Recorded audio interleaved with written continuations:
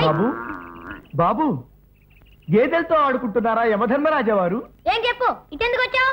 రేపు మన స్కూల్కి కొత్త మాస్టర్ వస్తున్నారు. తమరు మీ పిచ్చి కుమారుడి మీద దయ ఉంచి రేపు తప్పనిసరిగా స్కూల్కి రావాలి బాబు. ఆలోచిస్తాలే. అలా కాదు మహాత్మా, మీరు వస్తానని మాటిస్తేనే గాని నేను పచ్చిగంగ ముట్టనని తెలుగు గంగ పథకం మీద ఒట్టు పెట్టుకున్నాను బాబు. ఆహా, ఇన్నేళ్లకి నా జన్మ ధన్యమైంది కదా. తమరు బూతు వాడకుండా వరమిచ్చారు. వస్తాను బాబు. అమ్మో అమ్మో, కొసమెరుపు ఇలా ఇచ్చావా నా తండ్రి? ఆహా, మొత్తం నా ఫేసుకే, అమ్మో ఫేసుకే పెట్టావన్నమాట పెటకం. అమ్మో అమ్మో, తల నుండి విషము పనికిని.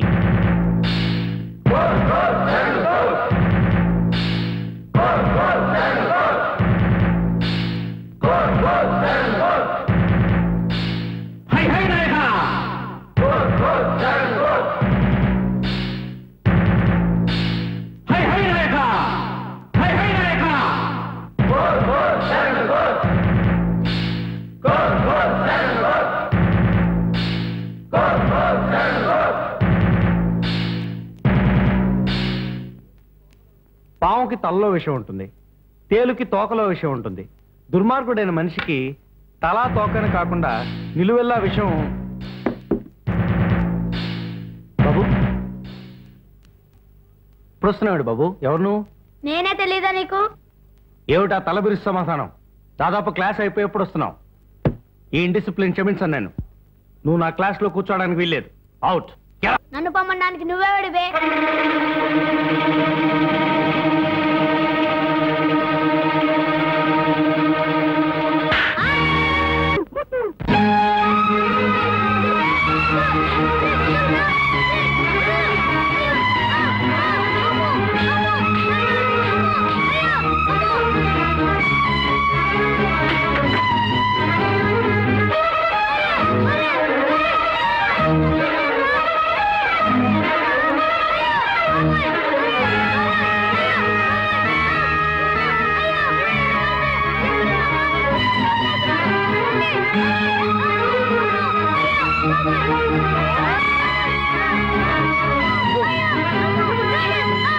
ఆపండి బాబోయ్, మేస్టర్ మీరు ఇంకో దెబ్బ అయితే హైదరాబాద్ లో సముద్రం పొంగుద్ది, అనంతపురంలో హిమాలయాలు కరిగిపోతాయి.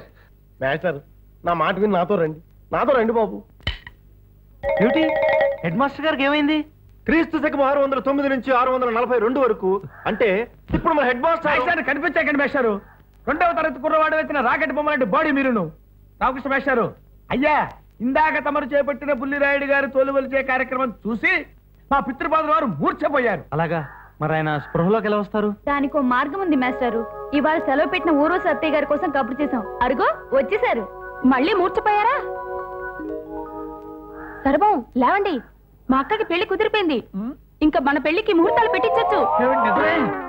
ఉత్తినే మీకు స్పృహ తెప్పించడానికన్నా నా మాట. ఏమిటి మాస్టారు, ఏమిటి మీరు చేసిన పని? ఏది మాస్టారు? అదే ఆ బుల్లిరాయుడు గారిని కొట్టడం విషయం గురించి అడుగుతున్నాను. స్కూల్ కు ఆలస్యంగా వచ్చి తప్పు చేశాడు. పైపెచ్చు క్లాస్ రూమ్ లో బండబూతులు మాడుతున్నాడు.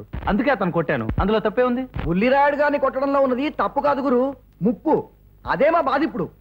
మాస్టారు ఇలా కూర్చోండి. ఈ స్కూల్ ని పెద్దరాయుడు గారు తన స్వార్జితంతో వారి నాన్నగారి పేరు మీద కట్టించారు. ఈ స్కూల్ నిర్వహణ ఖర్చులు, మన జీతభత్యాలు పెద్దరాయుడు గారే చూసుకుంటారు. ఈ స్కూల్లో వారి మాట వేదవాక్కు. అలాంటి రాయుడి గారి వారసుడు బుల్లిరాయుడు గారి మీద చేయి చేసుకుంటారా? ఎంత ధైర్యం మీకు? కుర్రాడు ఎవరన్నది నాకు అనవసరం మాస్టారు. వాడు రాజుగారు కొడుకైనా, రిక్షాలాగే మనిషి కొడుకైనా నాకు సమానమే. అదే ఇవే లౌక్యం తెలియని ఆవేశపు అనర్థపు మాటలు. ఈ పాటికి ఈ దారుణం గురించి పెద్దరాయుడి గారికి తెలిసిపోయే ఉంటుంది. ఇహనో ఇప్పుడో మీకు కబురు వస్తుంది. ఆ తర్వాత దొరవారి తోటలో ఏం జరుగుతుందో తెలుసా?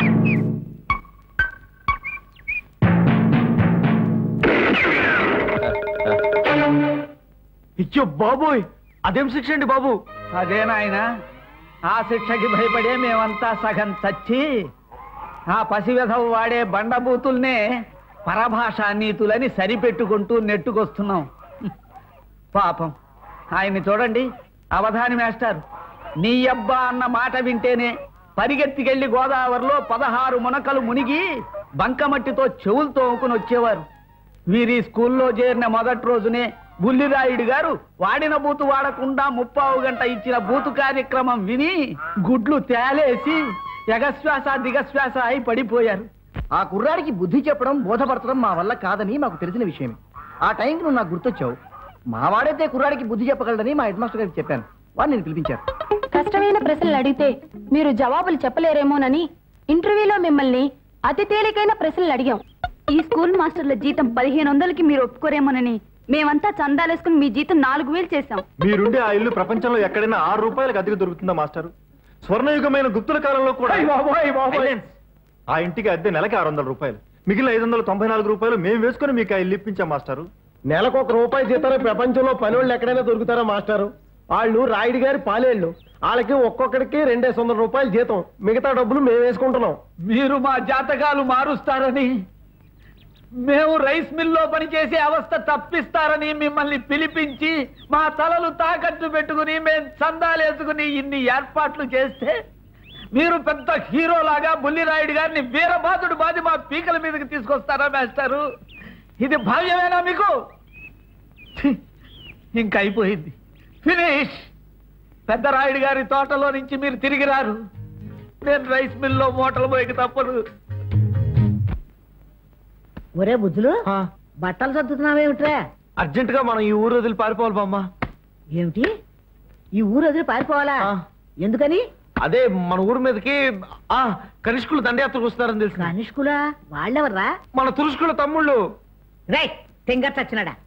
ఈ ఊరు వదిలి పోవాలా మనం?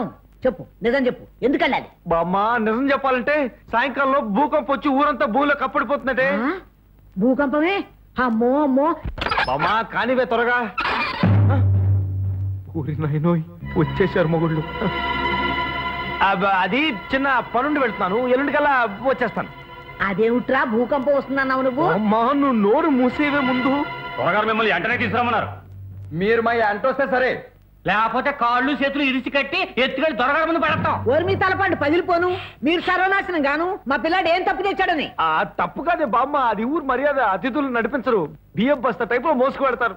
వీళ్ళ మర్యాదలు మండినట్టే ఉన్నాయి. దిక్కుమాల మర్యాదలు వీళ్ళును. పదాం త్వరగా.